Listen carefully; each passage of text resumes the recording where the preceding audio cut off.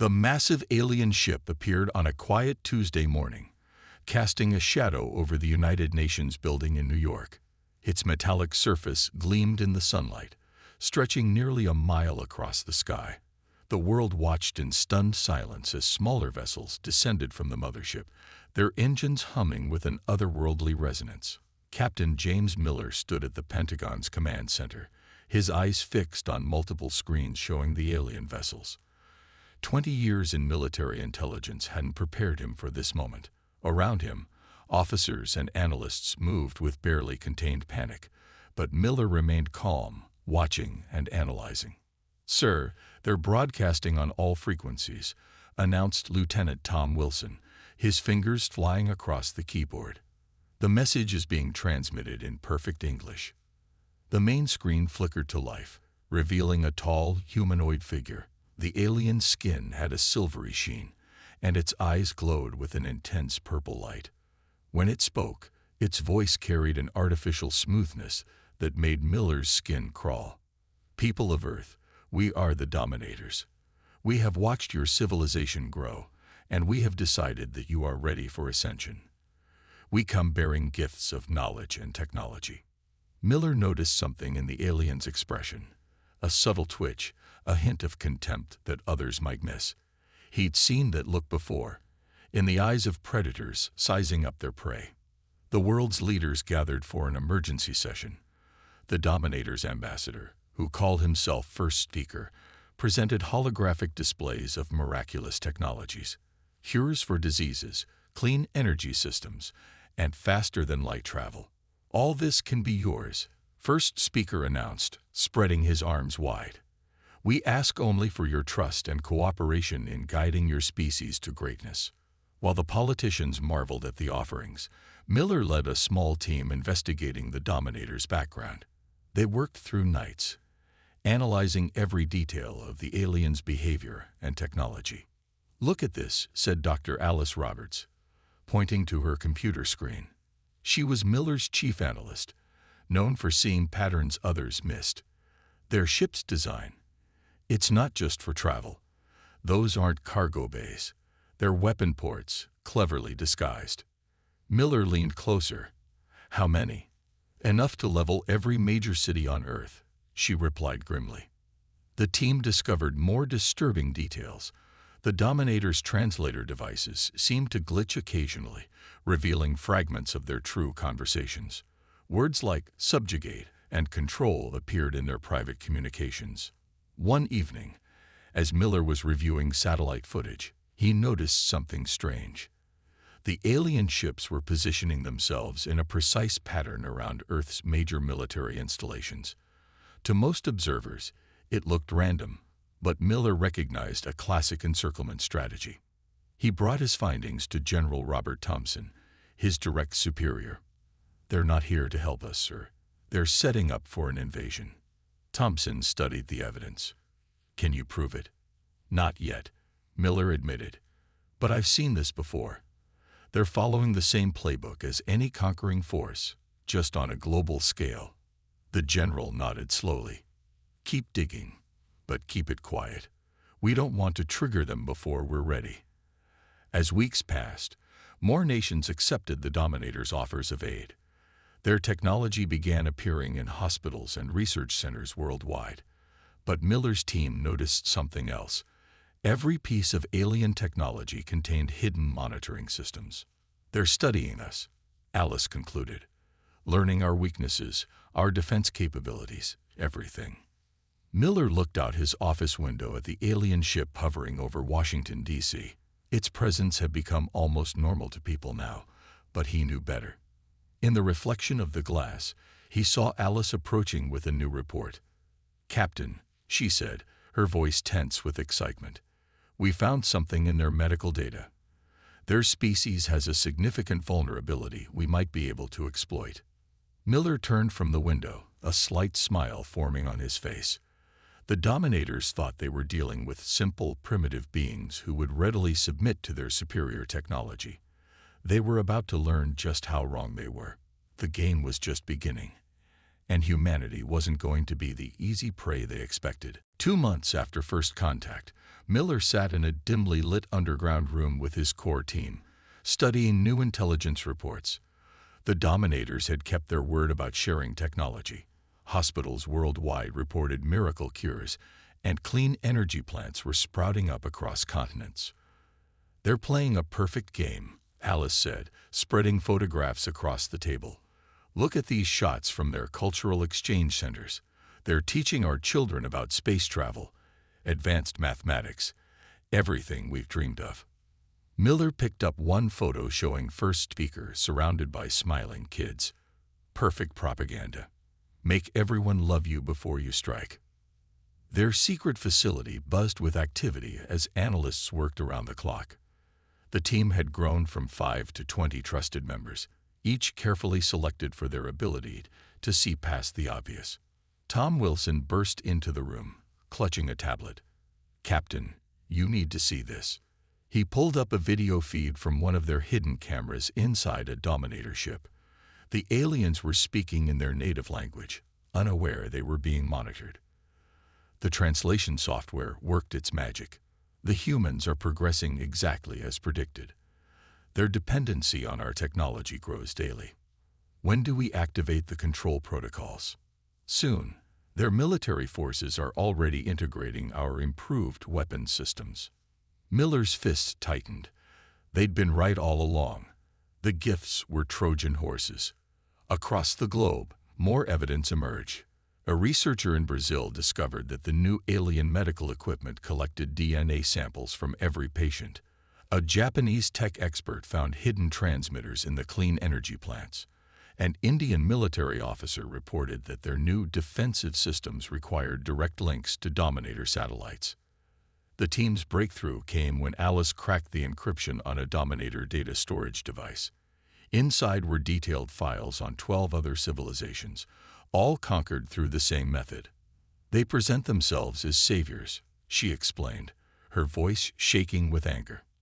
"They give advanced technology, wait until the civilization depends on it, then activate hidden protocols to shut everything down. When the chaos hits, they step in as emergency managers and take complete control." Miller took this evidence to a secret meeting with military leaders from trusted nations. General Thompson led the discussion. "The Dominators have offered to upgrade our nuclear defense systems next month," Thompson said. "They claim it's to protect us from cosmic threats." "It's a trap," Miller responded. "Once they control our nuclear capabilities, we'll be defenseless." The room fell silent as the implications sank in. Finally, a British admiral spoke up. "We need a plan. Something they won't expect." Miller laid out his proposal. While appearing to cooperate with the Dominators, Earth's nations would secretly develop countermeasures. They would accept the alien technology, but create independent backup systems. Most importantly, they would need to find a way to turn the Dominators' own weapons against them. "Our biggest advantage," Miller explained, "is that they think we're primitive and predictable. They don't realize that humanity's greatest strength is our ability to adapt and overcome." The plan was approved. On the surface, everything continued normally. The Dominators received glowing reports about their technology's success. First speaker made grand speeches about the bright future ahead. But beneath this peaceful facade, humanity prepared for war. Underground factories began producing weapons based on reverse-engineered alien technology. Military personnel trained on both alien and backup systems. Scientists worked tirelessly to understand and exploit the biological weakness Alice had discovered. One evening, as Miller watched first speaker giving another benevolent speech on television, Alice entered his office with new intel. "The Dominators are planning to activate their control systems in 3 months, she reported. "They'll shut down everything. Power, communications, transportation, medical equipment. They expect the resulting chaos to bring humanity to its knees." Miller nodded grimly. "Then we have 2 months to get ready. Let's show these Dominators why you should never underestimate humans." The chess game continued, but the pieces were not moving quite the way the Dominators had planned. Humanity was about to change the rules. The secret laboratory under the Pentagon buzzed with activity as Miller and his team worked on their most critical discovery. Alice had isolated a strange pattern in the Dominator's neural structure that made them incredibly sensitive to specific sound frequencies. It's like their entire nervous system shuts down when exposed to this range, Alice explained, pointing to the complex data on her screen. Their advanced brains are also their weakness. Miller watched as the simulation showed a Dominator specimen collapsing under the influence of the sound waves. "Can we weaponize this?" "Already working on it," Tom replied from his workstation. "We've modified some standard sonic equipment. The prototypes are ready for testing." Meanwhile, across the globe, humanity's preparations continued in secret. Underground factories, hidden from the Dominator's surveillance, produced hybrid weapons combining Earth and alien technology. Military personnel trained day and night, learning to fight with both conventional and new weapons. The Dominators remained oblivious, convinced of their superiority. First Speaker continued his regular broadcasts, announcing new technological gifts for humanity. Today's presentation showcased their latest offering: a global defense network. "This system will protect Earth from any external threats," First Speaker declared, his artificial smile never wavering. "We only require access to your existing military installations to implement it." In the Pentagon's war room, General Thompson watched the broadcast with a grim expression. "They're moving faster than we expected. How much time do we need?" "2 more weeks," Miller responded. "The sonic weapons are almost ready, and our forces are in position. We just need to keep them thinking we're cooperating." The deception wasn't easy. Every day, human leaders had to maintain their facade of grateful submission while secretly preparing for war. The Dominator's arrogance worked in humanity's favor. They never imagined their primitive subjects could comprehend their technology, let alone improve upon it. Alice's team made another breakthrough a week later. They discovered that the Dominator's ships used a crystalline power source that resonated at the same frequency that affected their nervous systems. "One good blast could disable both their ships and their crews," she explained excitedly. "We just need to get close enough." The plan took shape quickly. Earth would appear to accept the global defense network, allowing the Dominators to begin their installation. When they were most vulnerable, humanity would strike. Miller stood in the testing chamber, watching as scientists calibrated the new sonic weapon. Its design was elegant, a combination of human ingenuity and modified alien technology. The device looked simple, almost primitive, but its effects were devastating. "Test subject ready," announced Dr. Roberts. In the sealed chamber, a piece of salvaged Dominator technology sat on a pedestal.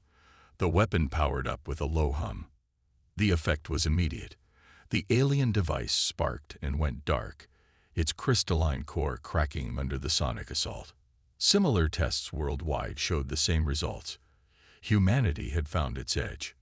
One evening, as Miller reviewed the final preparation reports, First Speaker requested an unexpected meeting. The team scrambled to hide their work as the alien leader toured their facility. "You've made remarkable progress adapting our technology," First Speaker observed, his purple eyes scanning everything. "We are most pleased with humanity's cooperation." Miller maintained his poker face. "We're grateful for your guidance. We look forward to the Defense Network installation next week." After the Dominator left, Alice rushed in. "They're planning to activate their control protocols during the installation. Once their network is in place, they'll shut down everything." Miller smiled for the first time in weeks. "Perfect. That's exactly what we want them to think." He activated the secure communication channel to General Thompson. "Sir, we're ready. Send the word. Operation Soundwave begins in 5 days." The pieces were in place.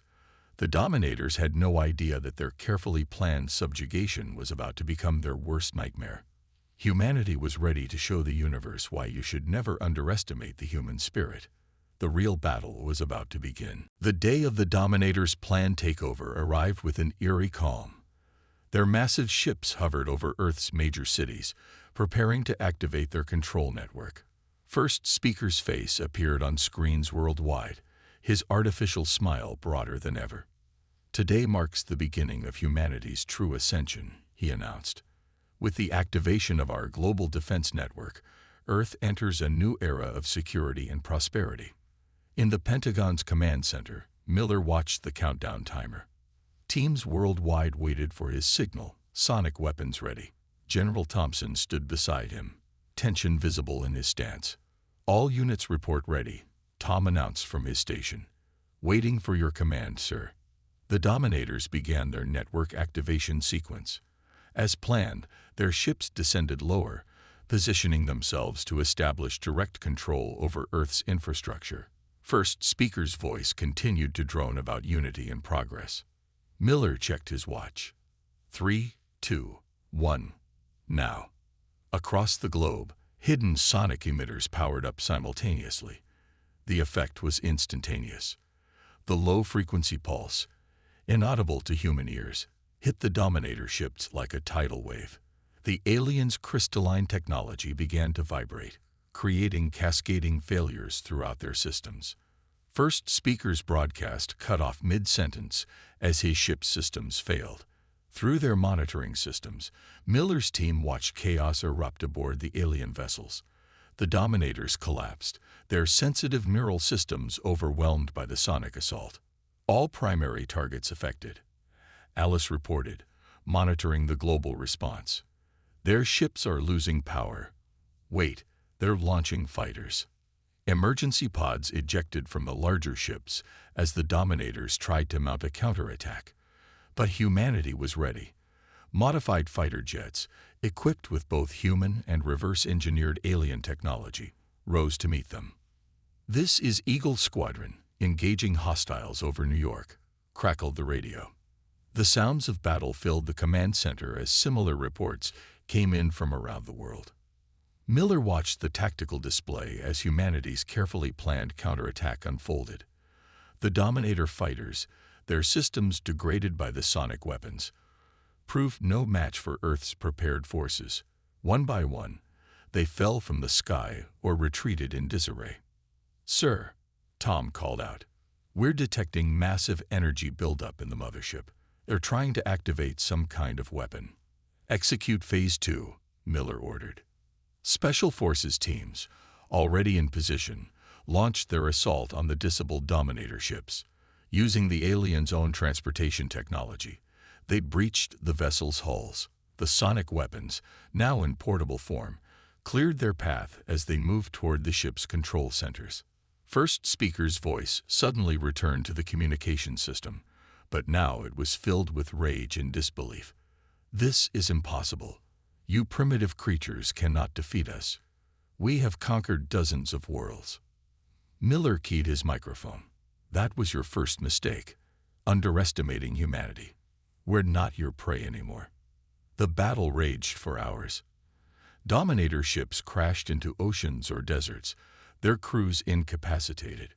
Earth's forces secured vessel after vessel, capturing vital alien technology and prisoners for interrogation. By sunset, the tide had turned completely.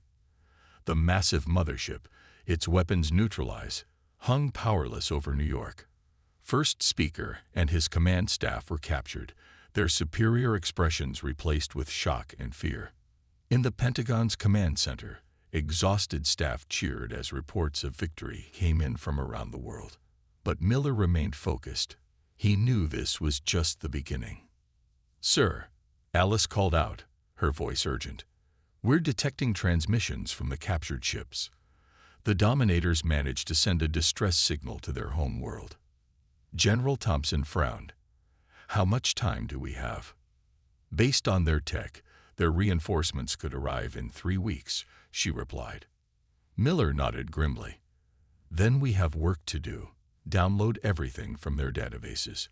We need to know what we're up against, and we need to prepare for a bigger fight." As the sun set on humanity's first victory against an alien invasion, the real war was just beginning. But now, Earth had proven something crucial. The Dominators weren't invincible. Humanity had found their weakness, and they would never bow to alien oppression. The next phase of the war would be fought on humanity's terms. 3 weeks after Earth's first victory, humanity prepared for the Dominators' counterattack. The captured alien ships had provided invaluable intelligence about their empire's military capabilities. Miller's team worked around the clock, upgrading Earth's defenses with their newfound knowledge. Their reinforcement fleet is twice the size of the first wave. Alice reported, studying the long-range sensor data they'd extracted from the captured ships. But now we know exactly what we're facing. The conquered Dominator vessels had been retrofitted with human controls and improved sonic weapons. Pilots trained day and night in simulator pods, learning to fly the alien craft. Engineers modify the captured technology, making it more resistant to the Dominator's control signals. First Speaker, now a prisoner, watched these preparations with growing unease. During interrogation, his arrogance had finally cracked. "You don't understand what you're dealing with," he warned Miller. "Our empire spans galaxies. You cannot hope to resist our full might." Miller smiled. "You still don't get it, do you? Your empire has never faced anything like humanity before." The warning came on a quiet Monday morning. The enhanced sensor network, built from modified Dominator technology, detected the approaching fleet. "Multiple ships dropping out of faster-than-light travel," Tom announced. "They're taking up attack positions around Earth." But this time, Earth was ready. Before the Dominator fleet could launch their first strike, humanity struck first. Hundreds of sonic pulse satellites, hidden in orbit, activated simultaneously. The wave of debilitating sound swept through space, catching the alien fleet by surprise. The Dominator ships faltered, their crews struggling against the neural assault. Earth's defense forces launched immediately, a combination of modified alien vessels and advanced human fighters. The battle erupted across Earth's orbit. "Their ships are trying to adapt," Alice called out. "They're adjusting their shields to block the sonic weapons." Miller had anticipated this. "Initiate frequency shift pattern alpha. Don't let them get a lock on our wavelength." The sonic weapons changed frequency randomly, preventing the Dominators from developing countermeasures. Their ships continued to struggle, their crews fighting against waves of disorientation and pain. In space, the battle turned brutal. The Dominators, despite their technological superiority, found themselves outmaneuvered by human pilots who fought with unexpected creativity and determination. Earth's hybrid weapons, combining human innovation with alien technology, proved devastatingly effective. "Sir, their flagship is launching some kind of energy weapon." Tom's voice was urgent. The massive Dominator vessel fired a beam of intense energy toward Earth. But instead of devastating the planet, the beam encountered a shield of their own technology, modified and strengthened by human engineers. The energy dispersed harmlessly. "Impossible," First Speaker exclaimed from his cell, watching the battle on monitors. "How did you adapt our technology so quickly?" Miller turned to him. "That's what you never understood about humans. We don't just use technology. We improve it. We adapt. We evolve." The battle raged for hours, but the outcome was becoming clear. The Dominator fleet, crippled by the sonic weapons and overwhelmed by Earth's coordinated defense, began to retreat. Ships disappeared into faster-than-light travel, abandoning their invasion plans. As the last enemy ships fled, cheers erupted in command centers worldwide. But Miller remained focused on the monitors, watching the tactical display. "Track their retreat vectors," he ordered. "We need to know where they're going." Alice worked quickly at her station. "Sir, we can follow their flight paths back to their core worlds, and with the data from their ships, we can take the fight to them," Miller finished. "It's time to show the Dominators that they picked the wrong species to mess with." The victory celebration was tempered by the knowledge that this was just another phase of the war. But something had fundamentally changed. Humanity had proven itself not just capable of defending Earth, but of defeating what was supposed to be an unstoppable empire. As Miller looked at the battle damage reports, he knew the next step would be even bolder. Earth wouldn't wait for another attack. The time had come to take the offensive, to push into Dominator space and free the other enslaved species.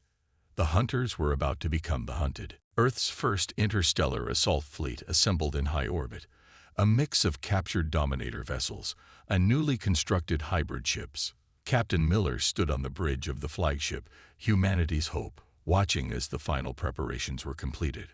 "All ships report ready," Tom announced from his tactical station. "The sonic weapon systems are fully charged and crews are at battle stations." The fleet represented Earth's greatest achievement, over 500 vessels crewed by a unified human force. Using the stolen Dominator star charts, they had plotted a course to the Empire's core worlds. "First target is their primary slave processing center," Alice explained, bringing up a holographic display. "Intelligence from liberated Dominator databases shows at least 3 enslaved species held there." Miller addressed the fleet through the command channel. "Remember your training. The Dominators think they're the apex predators of the galaxy. Today we prove them wrong." The fleet jumped to faster than light travel, using improved versions of the alien technology. The Dominator Empire had never faced a counter-invasion in its 1,000-year history. They were about to experience several firsts. When they emerged near the slave processing center, alarms were already blaring across the Dominator facility. Their defense fleet scrambled to respond, but they were too slow. "Deploy sonic disruptors, wide-spectrum assault," Miller ordered. The human fleet released its first volley, a devastating wave of sonic energy that caught the Dominator ships before their crews could raise shields. The alien vessels tumbled in space, their crews incapacitated by the frequencies that targeted their neural systems. "Ground teams, begin liberation operation," Miller commanded. Special Forces units, equipped with portable sonic weapons and hybrid armor, transported to the surface. They moved through the facility with practiced efficiency, freeing thousands of imprisoned aliens from dozens of species. The freed slaves watched in amazement as their captors fell before the human forces. Many immediately offered to join the fight against their former masters. "Sir, we're receiving transmissions from other slave worlds," Alice reported excitedly. "Word of our attack is spreading. Uprisings are breaking out across the Empire." The Dominators attempted to rally their forces, but they had grown complacent after centuries of unopposed rule. Their response was disorganized and ineffective against Earth's carefully planned assault. Miller's fleet moved from world to world, liberating enslaved populations and destroying Dominator military installations. With each victory, their forces grew as liberated species joined the fight. They never expected their slaves to fight back, Tom observed as another Dominator fortress fell. They thought fear would keep everyone in line forever. The campaign pushed deeper into Dominator space. Their empire, built on intimidation and superior technology, began crumbling as its foundations were exposed. "Incoming transmission from the Dominator High Command," Alice announced during their 3rd week of operations. They're requesting terms of surrender." Miller allowed himself a small smile. "No terms. Unconditional surrender only. They've caused too much suffering across too many worlds." The Liberation Fleet approached the Dominator homeworld, now surrounded by ships from a dozen freed species. The planet's defenses were formidable, but nothing could stop the combined force of once enslaved races fighting alongside humanity. "All ships, prepare for final assault," Miller ordered. "Today we end the Dominator Empire once and for all." The battle for the Dominator homeworld was fierce but brief. Their leaders, who had never imagined facing defeat, emerged from their fortified bunkers with their hands raised in surrender. As Miller walked through the captured Imperial Palace, he found First Speaker's personal records. They revealed the true extent of the Dominator's arrogance. They had genuinely believed no species could ever challenge their power. "Begin downloading all their scientific and historical data," he instructed his team. "We'll share it with all the liberated worlds. Knowledge shouldn't be hoarded." The day ended with the formal surrender of the Dominator Empire. Representatives from every freed species gathered to witness the event. As Miller watched, he realized that humanity had not just won a war, they had changed the galaxy forever. The era of Dominator rule was over. A new age of cooperation and freedom was beginning, with humanity leading the way. 5 years after the fall of the Dominator Empire, the galaxy had transformed. The former Imperial Palace on the Dominator homeworld now served as the headquarters for the Galactic Alliance, a coalition of free species working together for mutual benefit. Miller, now Admiral Miller, stood at the grand window of the Alliance Council chamber, watching ships from dozens of different species coming and going peacefully. Behind him, representatives from over 30 civilizations discussed trade agreements and cultural exchange programs. The latest reports from the rehabilitation centers are promising, Alice, now Chief of Interspecies Relations, reported. The younger generation of Dominators is adapting well to the new social order. They're learning to cooperate rather than conquer. The Dominators themselves had been confined to their homeworld, their military dismantled. Under careful supervision, they were being taught a new way of life, one based on cooperation instead of domination. The technology sharing initiative is exceeding expectations, Tom added, reviewing data on his holographic display. The combined scientific knowledge of all our species has accelerated development beyond what any of us could have achieved alone. Earth had emerged as a natural leader in the Alliance, not through force or fear, but through demonstration of strength tempered with wisdom. Humanity's ability to adapt and innovate while maintaining their moral compass had earned them the respect of every freed species. The first interspecies university opens next month, Alice said proudly. Students from 50 different worlds will study together, sharing their unique perspectives and knowledge. The former slave processing center had been transformed into the galaxy's largest medical research facility, where doctors and scientists from all species work together to cure diseases and improve life for everyone. Miller watched as a group of young Dominators toured the facility with representatives from various species. Sometimes I wonder what first speaker would think of all this, he mused. He never understood the true meaning of strength, Alice replied. He thought it was about power over others. We showed the galaxy it's about lifting each other up. The Alliance's combined fleet, now a peacekeeping force, maintained stability across former Dominator space. Ships crewed by multiple species patrolled trade routes, protecting merchants and explorers from any who might try to follow in the Dominator's footsteps. We've received another application for Alliance membership, Tom announced. That makes 5 new species this month alone. Word of our success is spreading beyond former Dominator space. The galaxy was healing, growing stronger through unity rather than conquest. The Alliance's scientific advances had already surpassed what the Dominators had achieved in centuries of oppressive rule. Miller attended the evening's council session, where representatives discussed plans for deep space exploration. The combined knowledge and resources of dozens of species made possible what none could have achieved alone. Humanity's greatest gift to the galaxy wasn't defeating the Dominators, a delegate from one of the first liberated species declared.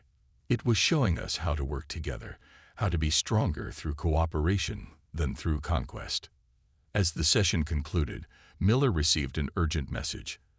A long-range probe had detected signals from another expansionist empire at the galaxy's edge.